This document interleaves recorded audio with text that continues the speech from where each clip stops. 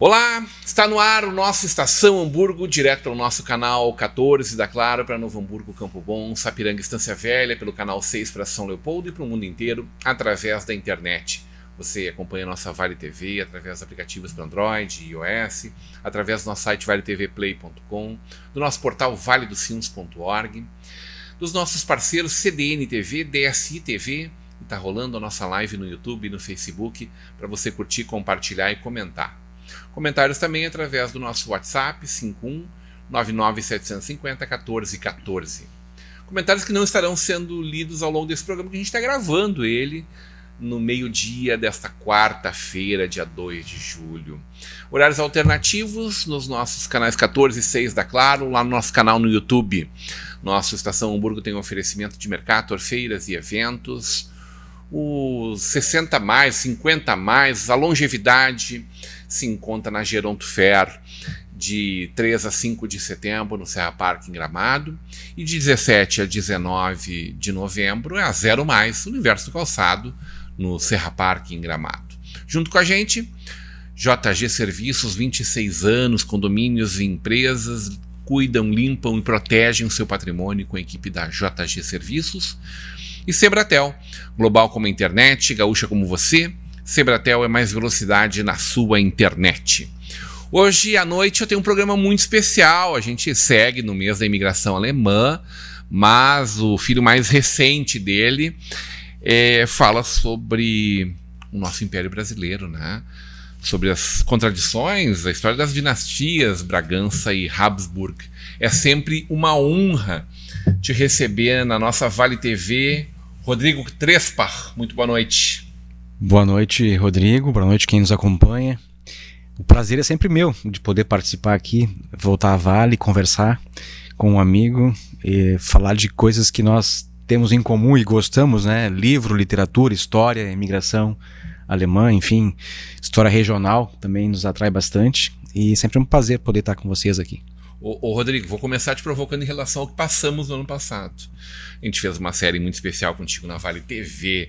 Tu participou, deu entrevista Brasil e mundo afora, literalmente, sobre esse momento importante que acabou acontecendo muito aquém, né? As chuvas acabaram estragando muito da nossa festa, né?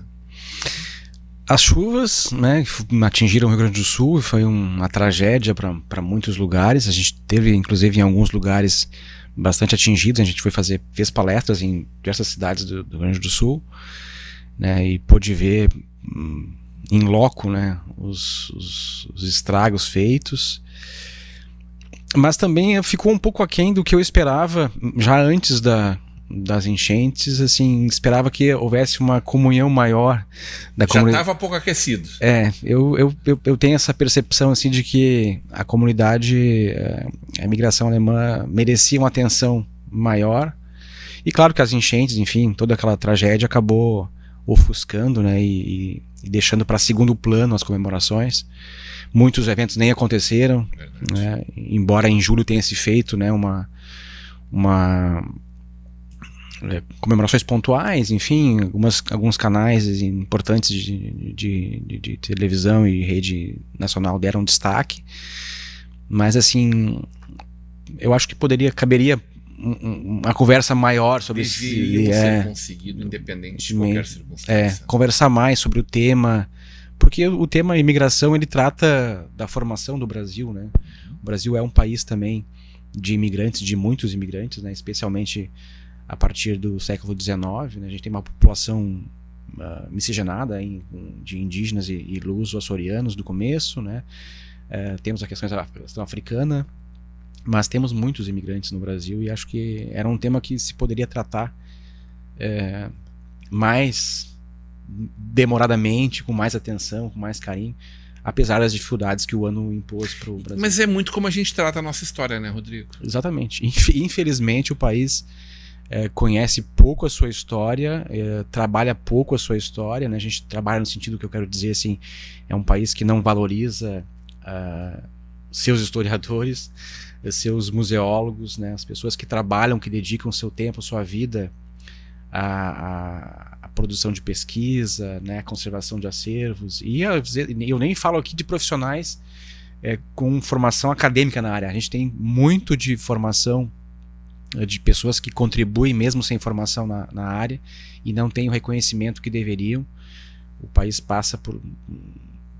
Eu acredito, penso, que passa por muitas dificuldades, como nós temos passado, na questão política, na questão econômica, justamente por não conhecer o seu passado e insistentemente cometer muitos equívocos que já foram cometidos e que poderiam ser, não digo facilmente, mas poderiam ser evitados se tivesse de antemão conhecimento da história. A gente está vendo isso um pouquinho e eu achei que a gente fosse ter... os italianos tratam de forma diferente isso, né? Os nossos queridos gringos, né? Eu como o Stefano, também sou um Giraldi, assim por diante, mas eu achei que os italianos iam conseguir fazer isso de uma forma muito melhor do que a gente.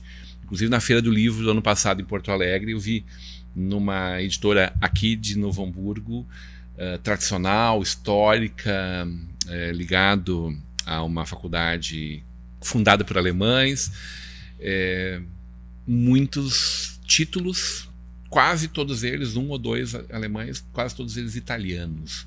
Eu achei que os italianos fossem tratar disso de forma diferente, melhor, com mais sorte inclusive que a gente. Não vi isso na prática realmente. Não sei se tu consegue avaliar isso. São 150 anos, né? Sim.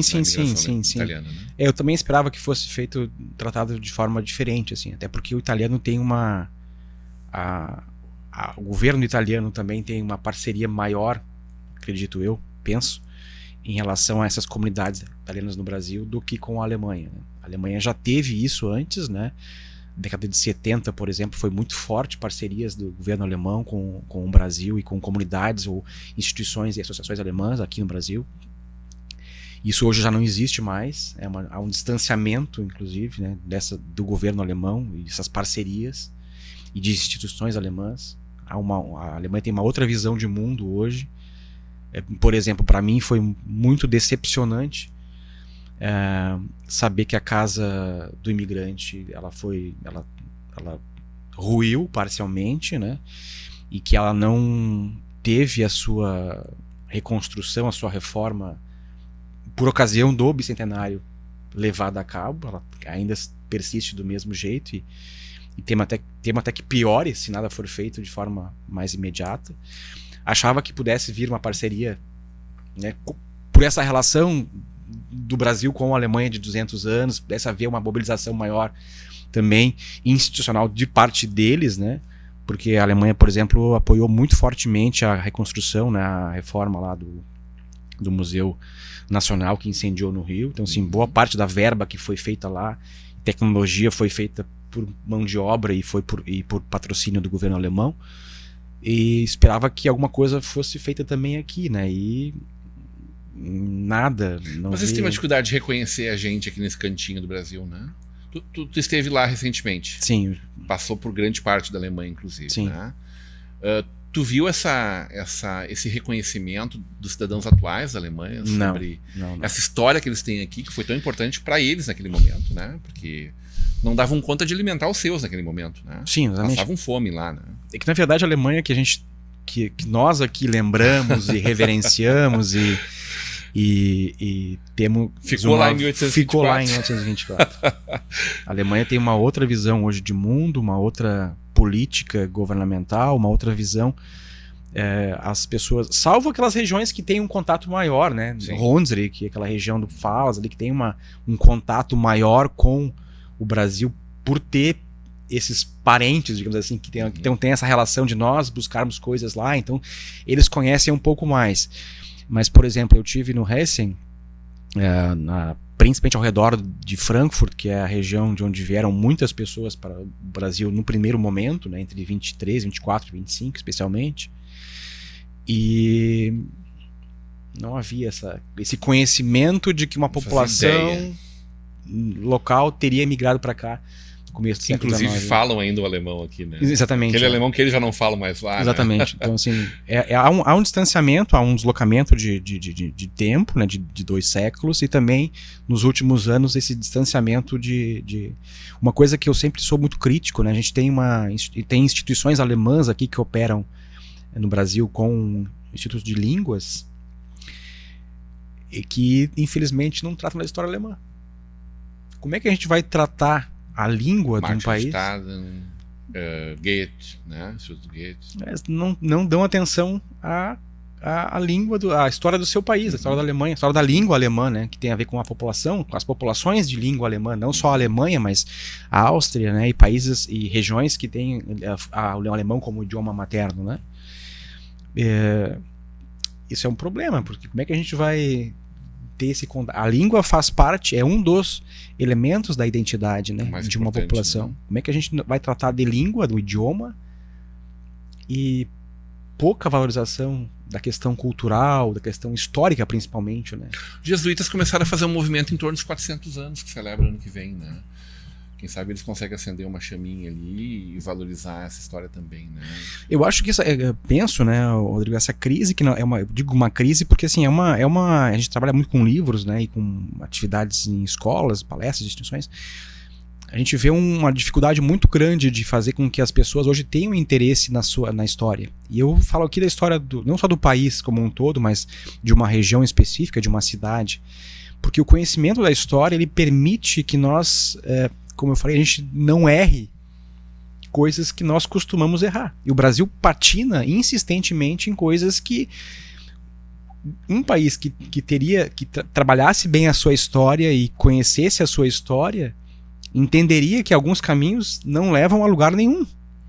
E isso já é mais do que claro para quem tem um pouquinho de, né, quem gosta de história, quem gosta de conhecer um pouquinho, tem leitura, consegue observar. Então acho que por isso que eu sempre digo, a gente trabalha com a história, com a pesquisa, mas também um grande me considero um multiplicador da ideia da importância da leitura na formação do cidadão. E especificamente, vai puxando mais pro meu lado, né, essa leitura que tem a ligação com o conhecimento da história. Isso, como eu falei, não só de país, né, mas de região, de cidade.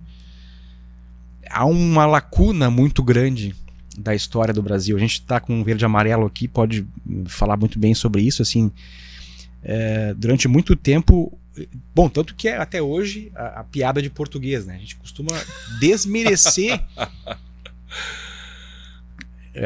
esse país. Imagino que eles devem fazer piada de brasileiro lá, gente.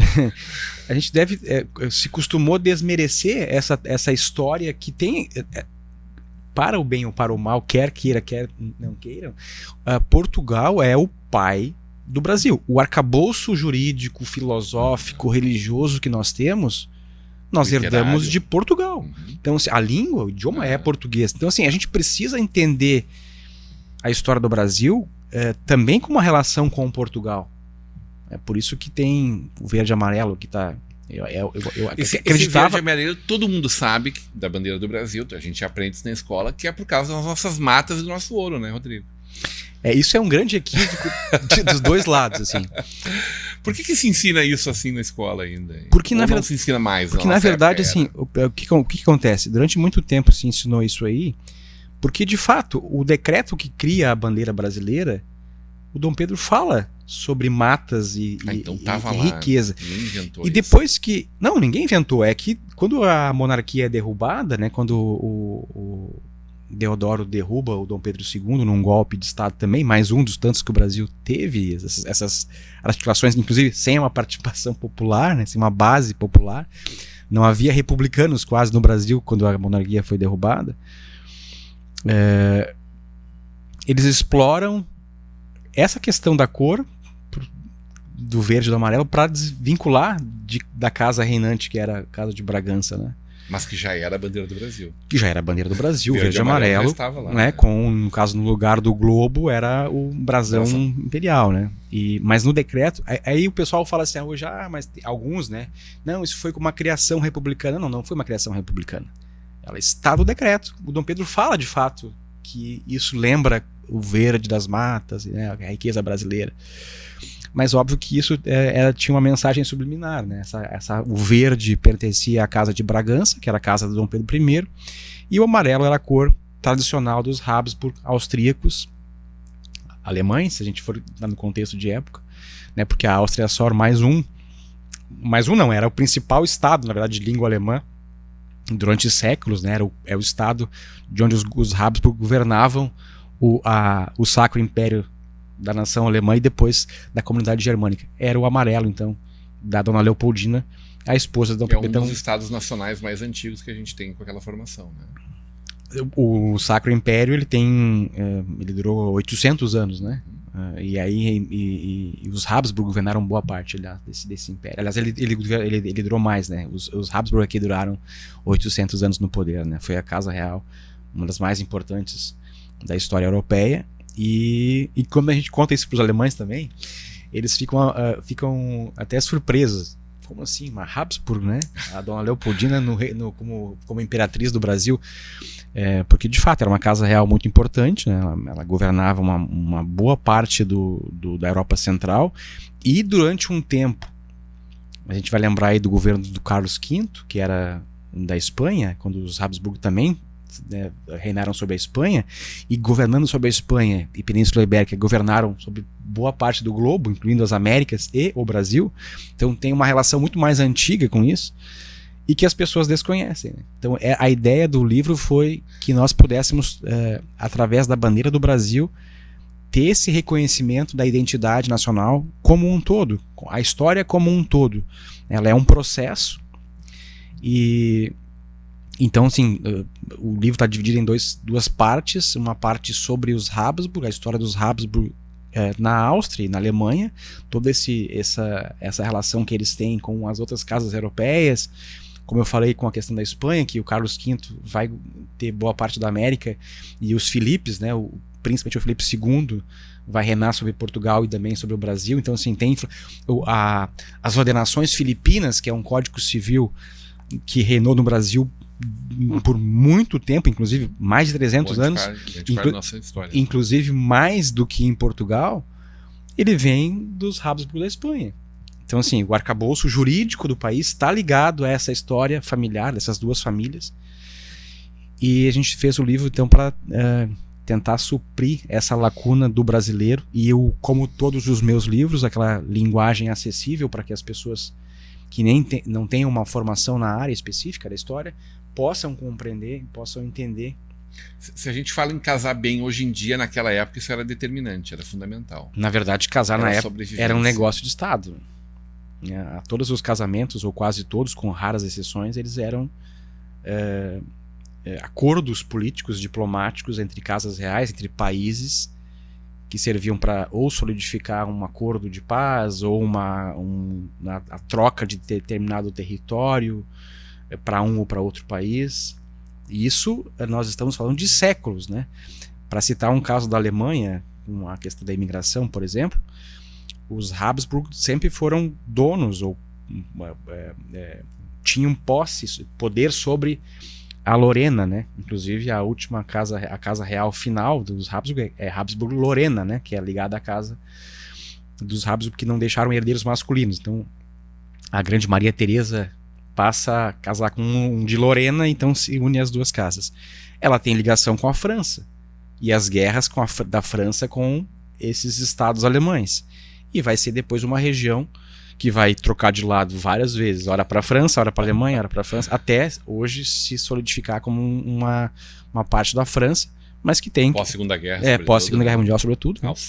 Alsácia e Lorena, né? Uhum. E tem questão de imigração. Então, assim...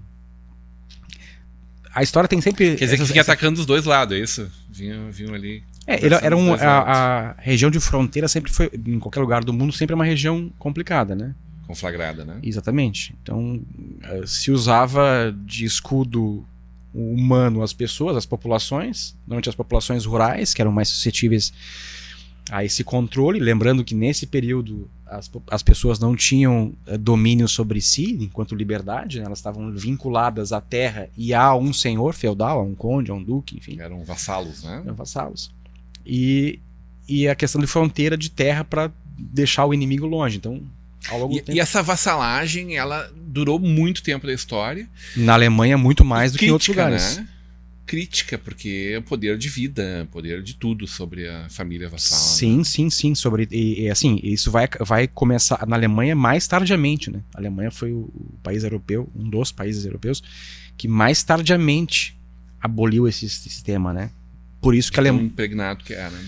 A Alemanha tinha enquanto outros países como França, Espanha, Portugal se unificaram em torno de um centro mais rapidamente e a partir dali consolidaram uma estrutura de país, de nação, de população, a Alemanha ela foi muito fragmentada ao longo do tempo, né? Dividida entre condes, ducados, enfim, e aí reinavam sobre centenas, eles, né? Vários, esse Sacro Império que era governado entre aspas, né, pelos Habsburg, porque era uma monarquia que era eletiva, havia uma eleição em teoria, mas envolvia a questão de poder político e militar. Esse estado ele teve mais de 300 estados, de vários tamanhos. Então imaginem uma região como a Alemanha, a Áustria e algumas áreas de fronteira, mais ou menos, né, que era o que compunha o Império, o Sacro Império, dividirem mais de 300 estados. Então assim, cada um tinha um sistema de leis, um sistema de monetário, cada um tinha um dialeto diferente, acabou se consolidando, e a Alemanha até hoje mantém muito disso, né? Hoje menos, mas durante muito tempo se manteve. Por exemplo, o dialeto do Hunsrück, por exemplo, é o dialeto falado no norte, dos pomeranos é outro, que a gente tem exemplos aqui no Brasil, né? Espírito Santo, aqui no Rio Grande do Sul, tanto de um quanto de outro, de pomeranos e Hunsrück. Então assim, essa diversidade está na história. E é por isso que eu sempre defendo essa compreensão, né? Não só ler o fato e entender o fato histórico, mas compreender esse processo. Que a história é um processo de tempo e a gente precisa entender esse processo para poder entender o que nós somos hoje.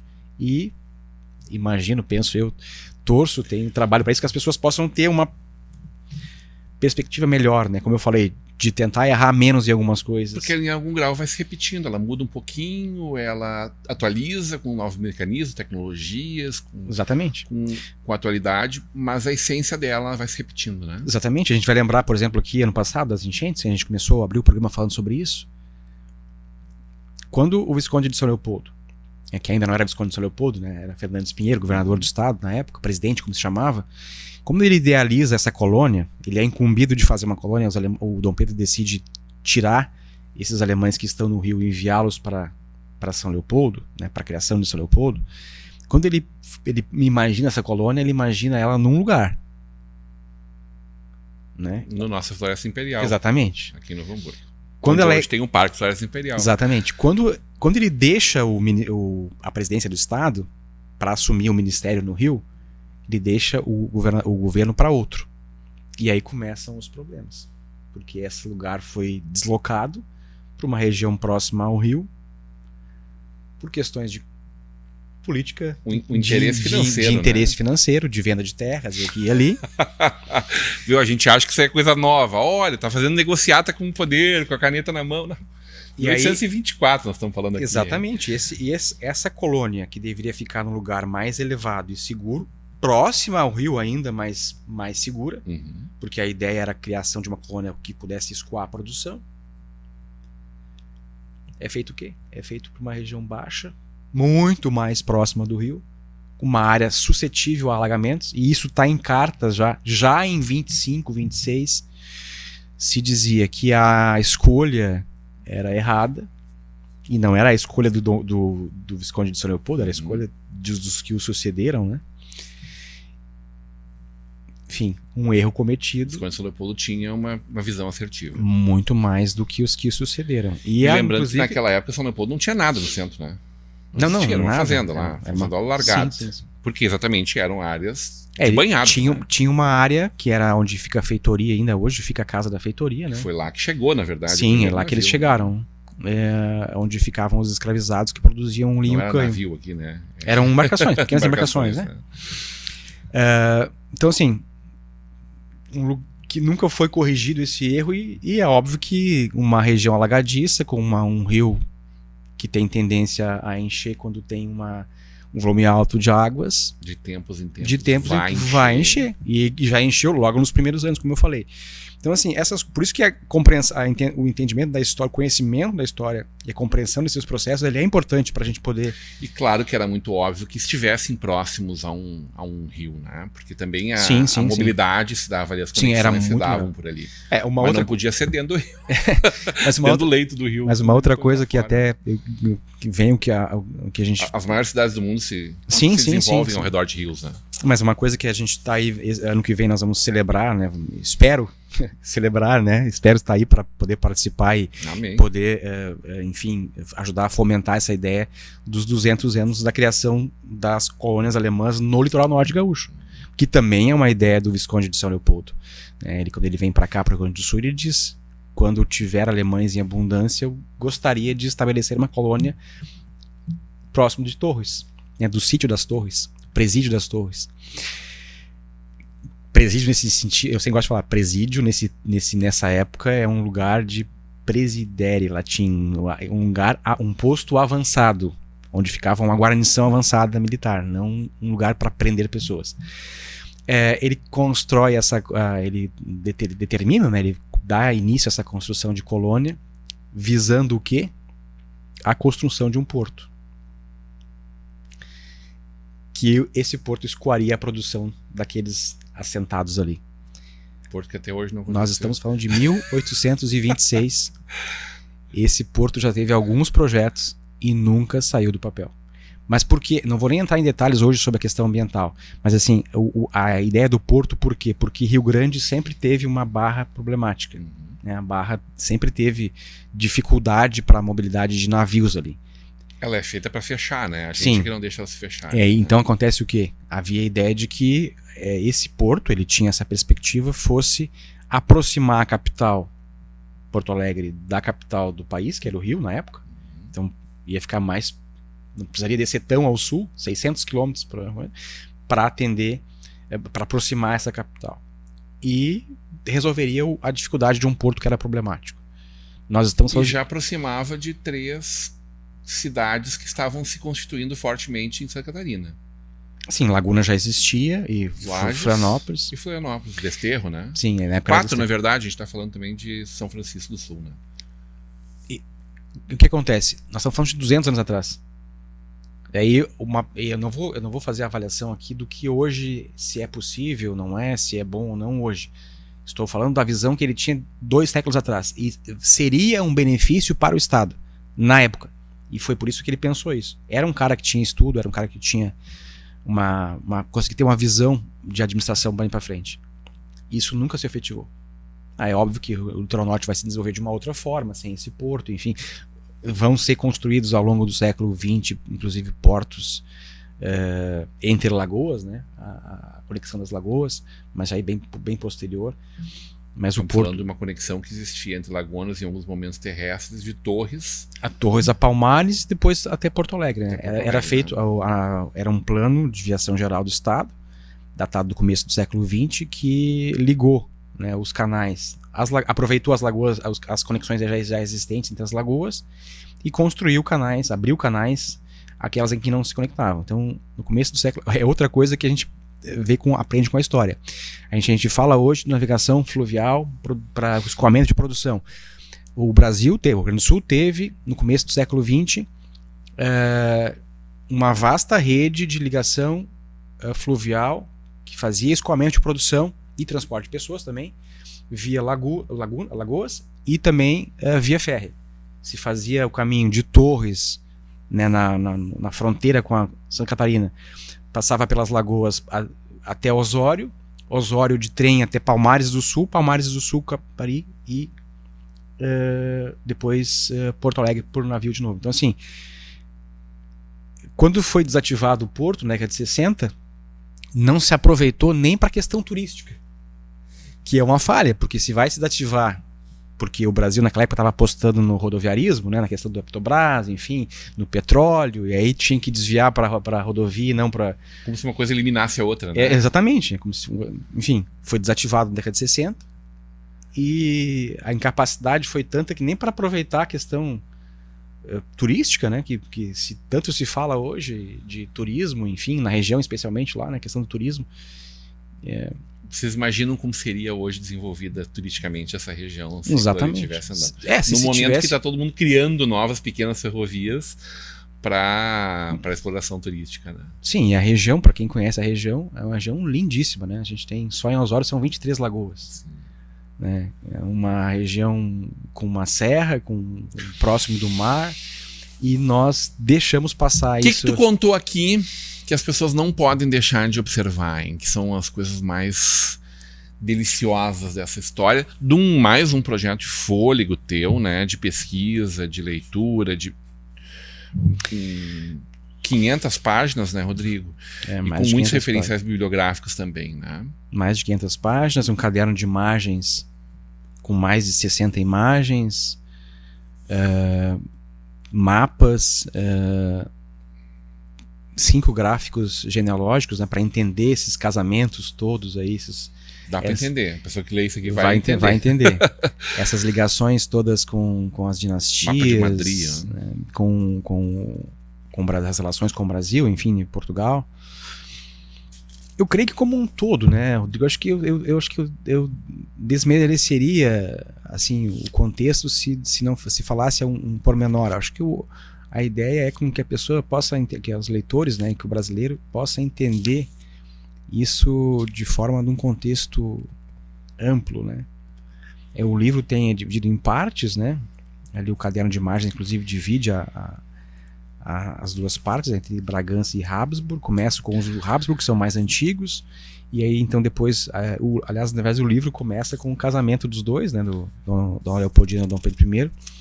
E aí depois a casa de Habsburg, historicamente muito mais importante. De verdade, ah, sim, com certeza. Ela é uma atuação europeia. É uma casa muito mais antiga, ela reina sobre o Sacro Império desde o século XIII, né? A gente está falando aí vai permanecer no poder, né? Em evidência durante 800 anos, né? A casa de Bragança é um pouco mais recente, embora tenha nascido de uma ligação com casas reais portuguesas anteriores. Ela passa a governar Portugal a partir do século XVII, 1640, quando Portugal retoma, né? Os portugueses chamam de restauração, porque, para quem não conhece, Portugal foi durante 1580 e 1640, são 60 anos aí, Portugal, as coroas foram unificadas sobre os Filipes, né? Filipe II, filho do Carlos que eu falei antes, né? E o autor das ordenações filipinas, que é o código que vai permanecer no Brasil por mais tempo, o Código Civil.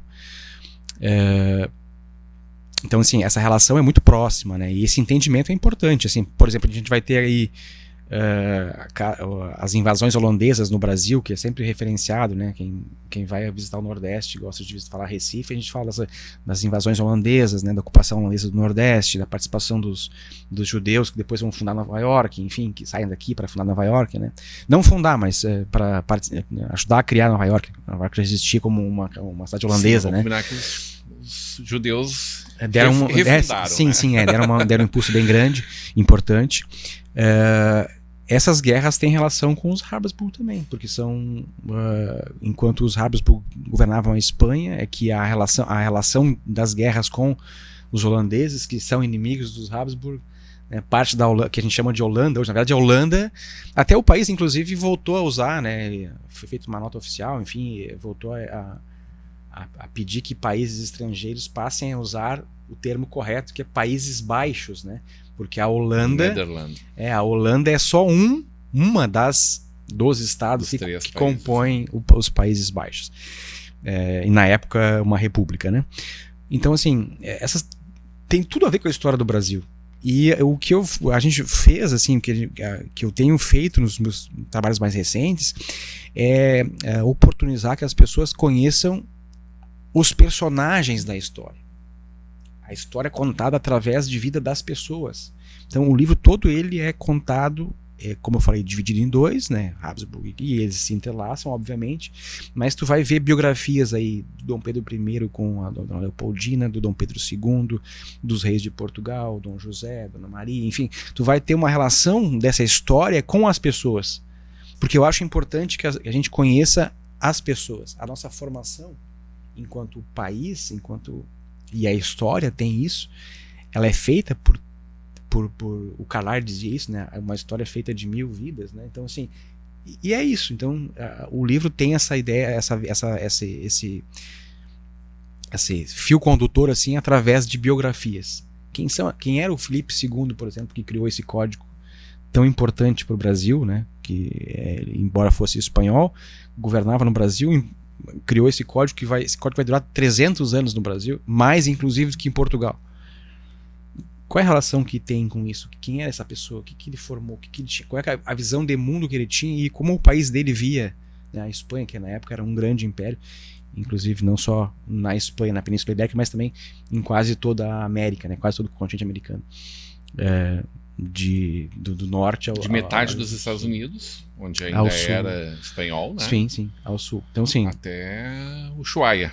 Fora outros lugares, né? A gente vai ter os portugueses também, o primeiro império mundial, global, é o Império Português. Eu acho fantástico quanto Netflix, por exemplo, para conversar numa linguagem que as pessoas estão bem acostumadas aí, descobriu a história da América Latina, né?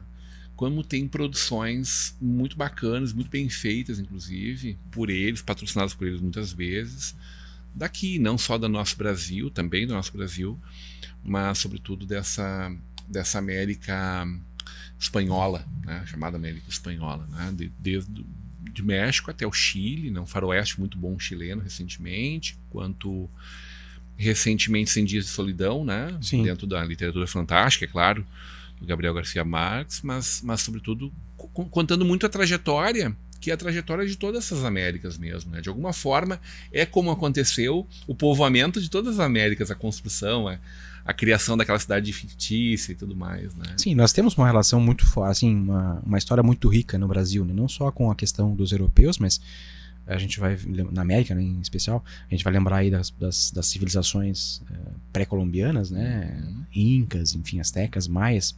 Os três são os mais conhecidos, mas a gente tem populações mais antigas ainda e que são precursores dessas populações. Dezenas de nações no Brasil também. Sim, né? No Brasil também. Então, assim, tem uma história muito rica.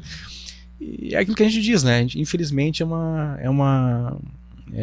nosso país é... E para quem diz que a gente, olha, tivemos azar de ser colonizados por portugueses, vai lá ver como é que tá a Guiana francesa, a Guiana holandesa, a Guiana inglesa, para a gente poder fazer essa avaliação mais honesta. Essa questão da parte étnica, né, que eu falei no começo, que tem muito essa questão da chacota em relação ao português, mas tem muito mais a ver com todos esses países, né, essas relações, elas têm muito mais a ver com a forma em que foram povoadas, né, a forma em que foram dominadas ou exploradas ou criados esses países, do que pela parte étnica, porque a gente vai ter também, a gente vai lembrar, por exemplo, da questão dos países africanos, que são o resultado hoje de exploração europeia também, né? A gente vai ver aí, por exemplo, países que têm hoje grande pobreza, problema social muito grande, foram países que foram durante muito tempo, países explorados por países europeus. A gente vai lembrar aí... norte, não só da Península Ibérica. De vários, aliás, né? na África muito menos. Na África basicamente... Não tivemos espanhóis na África? Temos, mas menos. Menos. Mas assim, franceses, por exemplo, e num período colonial muito, no sentido de posse, né, muito maior do que nós tivemos aqui no Brasil.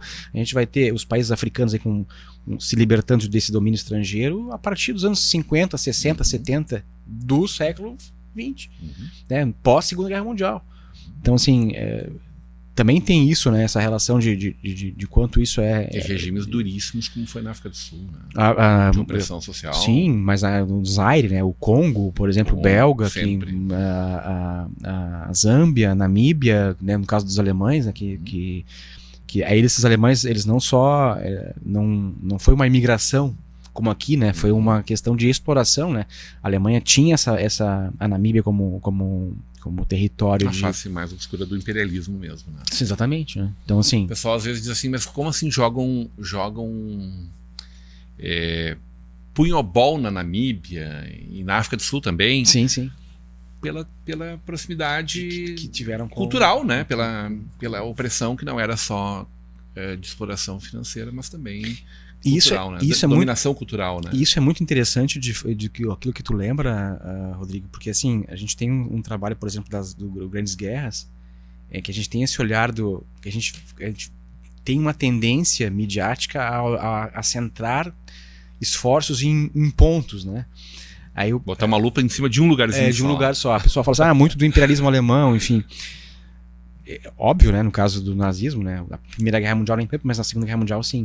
Mas, por exemplo, a França, que foi invadida pelo Hitler e que clamava por liberdade, né, que lutava pela opressão, no caso dos alemães que haviam tomado o país, a primeira coisa que os franceses fazem ao se libertar das garras da Alemanha é bombardear a Argélia, na África. O Charles de Gaulle é um herói nacional que lutou contra os alemães, que né, pregava por liberdade, que ainda a primeira coisa que ele fez depois que os americanos libertaram a França foi a Paris, foi bombardear a Argélia, a África, e o Marrocos e outros lugares. Então assim, é esse olhar que nós precisamos ter e por isso isso se dá pela leitura, pelo conhecimento da história. Aí vai entender lá a origem das 12 tribos, se não é bem assim. Não, a gente vai entender por que esse Oriente Médio é tão briguento que nem a gente tá. Tão complexo. Por que os Estados Unidos estão tão pertinhos de Israel e apoiando Israel? Só conhecendo a história. Exatamente. Eu sempre define o preço do pão na nossa vida, define tudo como a vida tá hoje, né? O que é o resultado. A gente consegue entender por que estamos aqui. E porque temos problemas, né? Óbvio que a gente vai focar mais na história do Brasil, mas assim, hoje em dia não tem como tu fugir do que acontece no Oriente Médio, do que acontece na China, do que acontece... E isso já nesses últimos 100 anos é assim, né? Mais intensamente. Né? Sempre foi, mas mais intensamente com... E é possível construir novos futuros a partir dessa visão, né? Por exemplo, a Alemanha tem isso muito forte, né? Pós-nazismo, a ideia de que, bom, lá é muito menos tolerado do que aqui. Sim. O discurso nazista, por exemplo. Exatamente, porque as pessoas conhecem, sabem identificar o que levou aquela... Por isso que eu digo que a gente poderia, no Brasil, conhecendo mais a história da sua cidade, da sua região, do seu país, a ajudar e contribuir a melhorar o ambiente e preparar uma coisa melhor. Aí a gente pode falar de legado, né? Uhum. Daqueles que vieram antes de nós. A gente está trabalhando também num projeto próximo aí com... Eu vou chamar isso na volta do intervalo. Tá, ok. Quero falar do legado que a nossa Sicredi Caminho das Águas está provocando, que em 1826 nós tivemos exatamente o início dessa colonização no nosso litoral norte gaúcho. Ali 2 colônias, uma mais luterana, a outra católica. Como é que elas se desenvolveram? O que aconteceu a partir daí? Na volta do intervalo. A gente volta já já.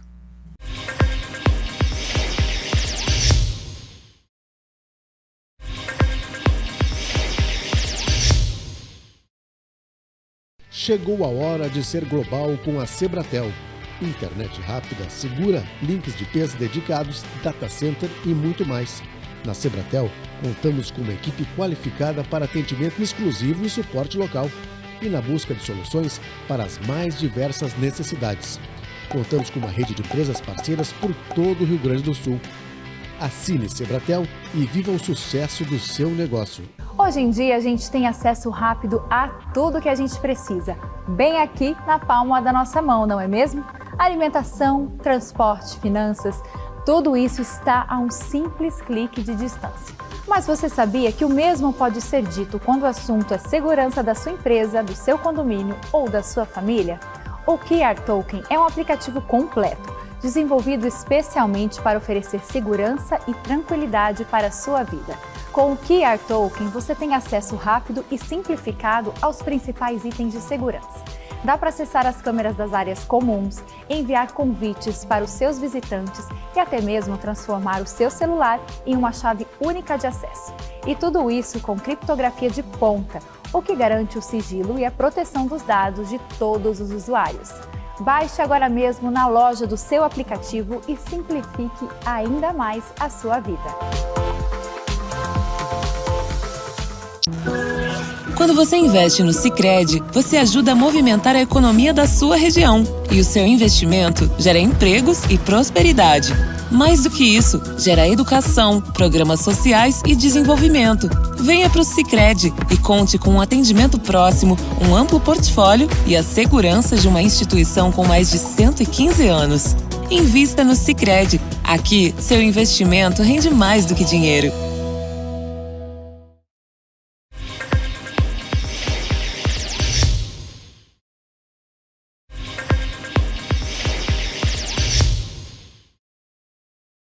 Estamos de volta à nossa Estação Hamburgo nessa sexta-feira, hoje recebendo o historiador Rodrigo Trespa, contando histórias aqui para nós, contando um pouco do seu mais recente livro e também desses projetos futuros que estão aí em criação, né? 2 projetos que vêm aí pela frente, objetos exatamente dos teus estudos mais recentes, da tua ida para a Europa, envolvendo o nosso litoral norte gaúcho, né, Rodrigo? E a história da Sicredi. Exatamente, são uma parceria que a gente fez aí, firmou no final do ano passado, para aproveitar o ano que vem, né, 2026, em que completamos 200 anos da presença germânica no litoral norte. Sempre que eu vou para fora do estado, o pessoal, mas tem alemão no litoral norte? O pessoal associa com a serra sempre, né? Essa ideia que o Bonifácio, o Visconde de São Leopoldo teve de criação das colônias, se completam 200 anos, 2 séculos, e a gente teve na Alemanha para pesquisar a origem desses imigrantes e também para a questão do projeto que a gente está em andamento ainda, que é uma biografia, né, um relato da vida e da obra do Padre Arneken, que é o fundador da Sicredi a cooperativa Sicredi Caminho das Águas, né? A gente tem o Amstad, que é o patrono do cooperativismo no Brasil, hein? Já muito mais conhecido, e a gente está aí atrás nos rastros do Padre Arneken, que é o fundador da cooperativa 1923, né? Recentemente a gente viveu o centenário da Caminho das Águas, né? Então a gente visitou, que pega essa região toda aqui de Campo Bom, de Sapiranga, até o litoral, né? Toda a parte do Paranhana, até o litoral norte, Mostardas, né? e litoral hoje norte. A gente vai numa cooperativa Sicredi, quem é cooperativado daqui, né, associado aqui no Vale dos Sinos, vai lá, faz saque, realiza tudo em Tramandaí, exatamente, em Capão, Xangri-Lá, o que for, mas é pelo sistema cooperativado deles, pelo sistema Sicredi. Sicredi, exatamente. Né? Cada uma são grupos de cooperativas como é. Sim, a gente teve também, eu tive na Europa para pesquisar estive na cidade onde o Padre Arneken nasceu, né, visitei a família dele, né, os sobrinhos, netos. Ele era jesuíta também, né? Não, ele era um missionário da Sagrada Família. Da Sagrada Família. E ele veio para cá em 1920. Primeiro ele vai para o Nordeste, no Rio Grande do Norte. Eu tive lá, a gente esteve lá no Natal, estivemos no interior, em Patu, onde ele atendeu primeiro a comunidade lá, antes de vir para o Sul e criar o Sicredi. Então a gente esteve também pelo Nordeste e já tem uma presença da Sicredi também, né, de agências nas cidades lá. Então é uma cooperativa, um sistema cooperativo que hoje não é mais local, né, ele é nacional, importante, e como eu falei, a gente tem que, essa questão do legado, né, eu sempre tento entender como é para contar para essas gerações que estão surgindo, as mais novas, que não têm esse conhecimento, do quão difícil era as coisas no passado, né? Essa questão, quando o Padre Arneken chegou aqui... Não tinha nem internet na época, né? Não, nem internet, nem televisão, nem rádio. Não tinha carro, né? Muitas vezes. Não tinha carro. Já existia o automóvel, mas não era comum nas cidades do interior, né? Então, assim, essas dificuldades e o legado que eles deixaram, é óbvio que a gente... Eu sempre digo, é óbvio que existem processos que têm problemas, que deram errado, mas a gente precisa entender a história justamente para isso, para minimizar os erros futuros, né? E potencializar os acertos. Então, esse legado, né, e aí tem um projeto do Sicredi, que é o legado Arneken, e deve ser feito um memorial, né, está sendo feito um memorial para ser construído, para ser inaugurado em outubro. Sabe em que cidade vai ser? Em Rolante, né, que é a sede da Caminhos das Águas. Vai ter um memorial para contar a história do padre e da cooperativa dessa região para as pessoas, enfim, para o visitante, enfim, e muito focado nessa questão de pertencimento, né? Possivelmente em 23 não tinha luz lá, né? Não tinha luz. O padre Arengen chegou, por exemplo, assim como era muito comum, a pé ou de mula, que usavam muito, né, uma carruagem, que era bastante usada também. E naquela época os religiosos andavam bastante pelas cidades. O padre Arengen andou bastante no Rio Grande do Sul, né, junto, assim como os jesuítas, né, como a história da mula do Amistad, que acho que é conhecido por quase todos aí. Espero que seja conhecido, né, grande parte das pessoas. E acho que esse aí tem a ver com essa questão do legado, né? De registrar isso, né? Porque ele é um ilustre desconhecido. Ele e esses 26, né? No caso lá de Rolante, que criam a cooperativa. Então a gente está resgatando essa história, contar essa história para as pessoas, deixar registrado, deixar o legado que eles deixaram para as gerações atuais e que as gerações futuras possam entender esse processo todo, né? A tua família era Drespar. Drespar. O Drespar foi uma... O Trespa foi uma adulteração, que a gente diz, né? Que aconteceu lá no litoral norte. Eles chegam aqui em São Leopoldo, ficam aqui eles chegam em março de 25, inclusive completou 200 anos, né? Agora em março, e eu fiquei muito contente que eu pude voltar na Alemanha. Exatamente 200 anos depois de que eles vieram para cá, eu fui até lá, fui até a cidade, né? Pude presentear a prefeitura e ter um contato com o pessoal da prefeitura, da cultura, enfim, para fazer essa relação, né? Tudo isso graças à cooperativa que tem feito esse trabalho de apostar na pesquisa histórica, que tem a ver com o litoral norte, né? Então tive lá nesse exato momento dos 200 anos, né? Dos meus 200 anos, 200 anos da minha família.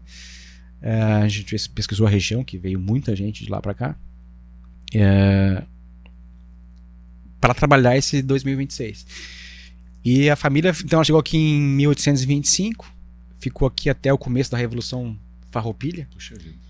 Uns 10 anos aí. E aí, quando a coisa começou a ficar muito complicada, eles migraram para o litoral norte a partir de 1835 e lá fincaram raízes. E aí, por uma série de fatores, né, o pessoal que entendia menos o alemão passou o bar, ele é de arroio, né, passou a ser par, que no dialeto também acontece, né?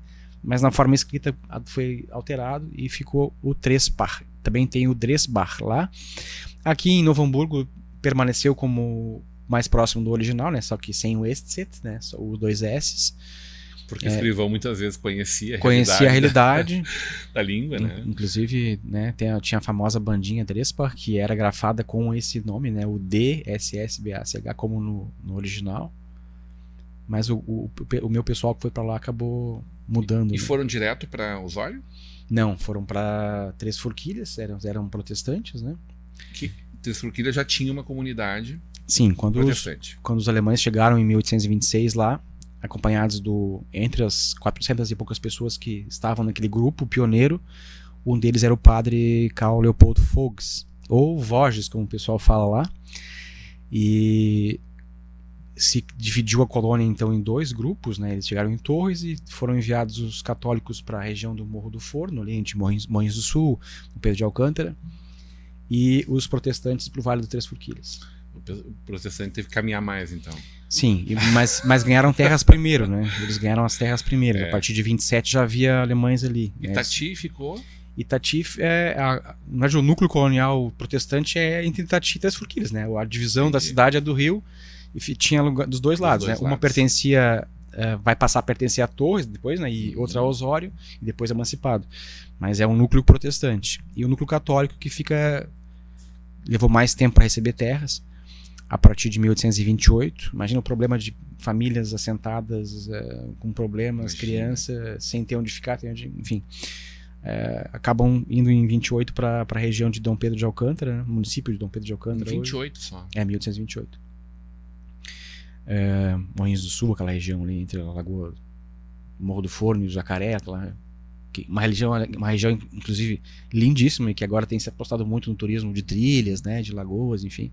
Quem não conhece a região pode visitar, quem é daqui vai identificar lá em empresas, em mercados, em hotéis, lá o nome alemão, né, Schwank, Bremen, enfim, Schwarzhaupt, vai também reconhecer em parte essa raiz germânica. Três Cachoeiras tem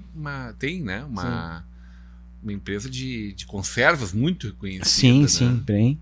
É Bremen? Acho que é Bremen. Bremen. Então, assim, as pessoas aqui vão conseguir se identificar também com essa questão das raízes alemãs que tem, como eu falei, proximidade com 2 anos a separam, né? São Leopoldo de... Tá se pensando em algum tipo de celebração diferente lá também? Vai se memorar esse momento, assim? Depende muito da gestão pública, né? Dos municípios, né? Aposto as gestões que estarão lá daqui do ano que vem, né? Eu aposto eu aposto que elas esperam, né? E trabalho para que elas possam se... Não aconteceu o que aconteceu aqui, acho que em 24, que eu acho que foi muito cada um por si. Eu não enxergo o governo do estado como mobilizador, pelo contrário, para mim foi não soube reunir essas comunidades, cada um comemorou do seu jeito, com a sua logotipia, tentando se desfazer da questão do estado. E essa é a minha visão, né? E foi protocolar muitas vezes a participação do governo do estado. Foi, para mim... Acho que o secretário, né, o nosso líder, teve um trabalho importante pessoal dele, mas verdadeiramente não conseguiu dar uma unidade que nós gostaríamos, que deveríamos, merecíamos. Eu acho que, espero que lá se faça diferente, embora que seja uma região que tem menos essa identidade, e aí essa questão do Sicredi e do meu livro de pesquisa, de tentar levar essa identidade no sentido de conhecimento para que as pessoas possam ter esse pertencimento também. A gente faz parte de uma comunidade que tem uma história, enfim. Mas é como a gente, do poder público, no Brasil a gente precisa ter essas cautelas, né? Mas já tem cidades assim que já tem estão se preparando e tem vontade de lembrar a data, né? E aí a gente vai ter, talvez como aqui aconteceu em 24, a chegada deles acontece em Torres em novembro de 26. Pô, já vai ter um período quente, inclusive, então vai fazer bastante festa, que isso vira produto turístico também, né? Vamos aproveitar aí, prefeito. E na praia, né? Na praia, vamos aproveitar. Mas tem aí também as datas que Três Forquilhas e Itati tem seus marcos. Seus marcos, né? Que vai ter em agosto de 27, Dom Pedro daí já é 28, enfim, mas a chegada do grupo, a colônia que o Visconde de São Leopoldo projetou é novembro de 26. Porque a gente tem identificações antigas preservadas para quem gosta de patrimônio histórico. Torres tem, né? Torres tem até essa chegada? Sim, Torres tem a igreja de São Domingos, que é lindíssima, ela foi recentemente, inclusive, passou por um projeto de restauração pelo IFAM, né? Data de quando, Rodrigo? De um pouquinho antes da chegada dos alemães. Tava em construção, assim, quando eles chegam. Inclusive os alemães também ajudam, os católicos, né, ajudam com contribuição financeira para que se realize. Tem a conhecida Casa Número 1. Também, que é a casa mais antiga de Torres, que fica ao lado da igreja, né? É um lugar que se deve visitar. Itati e Três Forquilhas tem casario do século XIX, tem casas aí de 1850, 1860 em chamel alemão, né? Algumas mais conservadas, outras menos. Ao lado em Itati, ao lado da igreja luterana da ISLB, tem o sobrado, né, antigo sobrado do pastor Fogs. Hoje não é um sobrado, né, a parte de cima foi retirada, mas está só uma casa antiga, que é algo que eu também tenho muita preocupação e tenho tentado mobilizar algumas lideranças locais para que a gente possa fazer algum tipo de atividade de conservação ali, né? Porque é uma casa antiga, é a mais antiga, uma das mais antigas do litoral, é de 1850. Então tem outros lugares, outros pontos também, né? Em Dom Pedro tem algumas casas, tem a questão da Santa, né? A questão então tem vários pontos aí. A região é linda. Mas isso a gente vai ter bastante tempo para conversar até lá. Bastante. Já disse para o Rodrigo que gostaria de gravar lá sempre que possível, mas que a gente fizesse um projeto de estar em algumas dessas cidades para recuperar parte dessa história, assim como em Rolante, quando a gente tiver a oportunidade de falar do aniversário, da chegada do padre. Já faço o convite aqui de antemão e de público, né? Tenho certeza que a Sicredi vai fazer o convite, mas eu já posso antecipar aqui para que a Vale faça presente, né, em outubro na inauguração do memorial, né, para documentar, para registrar isso, para levar para a comunidade que está aqui? Esse é o mais recente livro. Não é o último, porque evidentemente já tem alguns no forno, alguns bem encaminhados, né? E sim, sempre bons pedidos. Esse faz parte, inclusive, do centenário da Globo, né? Sim, sim. Tá dentro das celebrações deles, né? Da Rede Globo, da Editora Globo, do Jornal Globo, de todo esse grande conglomerado aí que esse ano celebra esse centenário, contando um pouco da nossa história, da história do Brasil, daquilo que culminou no Brasil, na verdade, né? Uma história quase milenar, aí, ou praticamente milenar, da família Habsburg e também quase meio milênio da família Bragança, né? Rodrigo, onde é que as pessoas encontram os teus livros, hein? É sempre importante sacar isso, né? Todos eles estão disponíveis na Amazon, né? Que a gente tem quem me segue e acompanha no Instagram é rodrigo.trespar, ou no site, né? rodrigotrespar.com.br, vão ter os links ali, mas a gente sempre faz o convite para que visite uma livraria, né? É muito mais... A experiência é muito mais prazerosa do que a internet, mas a gente precisa citar a internet porque hoje em dia as gerações mais novas consomem muito pela internet. Mas faço o convite para que visitem as livrarias. As principais livrarias do Brasil têm o livro, né, o mais recente, e os outros também, né? A Revolução de 30, As Margens do Ipiranga, o 1824, que é da imigração, o Grandes Guerras, enfim. São personagens da história. Personagens do Terceiro Reich, história da mal contada, não ou mal contada. Exatamente, né? são 20 obras aí, e as principais livrarias do país têm, se não todas no mesmo conjunto, mas as mais recentes pelo menos, e faço o convite, né, para que as pessoas também lá no meu site ou nas minhas redes sociais podem encontrar os links para compra, e faço um convite. Sempre uma honra te receber aqui, a Rodrigo. honra é sempre minha de poder participar contigo, de conversar, de passar aí uma hora muito prazerosa falando de um tema que eu adoro e tu sabe muito bem disso. Quer fazer um convite em especial?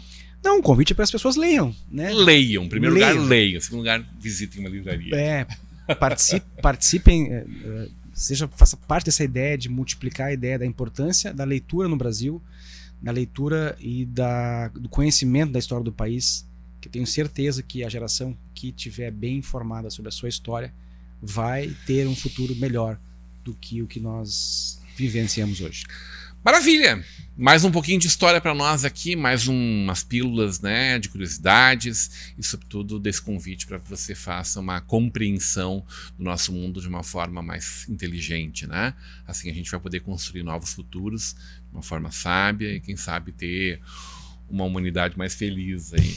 Rodrigo Trespar, hoje nesse nosso Estação Hamburgo especial, nessa sexta-feira, e fazendo um convite para ti. Continua com a programação da nossa Vale TV no próximo fim de semana, né? A gente tem um evento especial em Morro Reuter, está acontecendo, né? O segundo fim de semana, o Café da Colônia.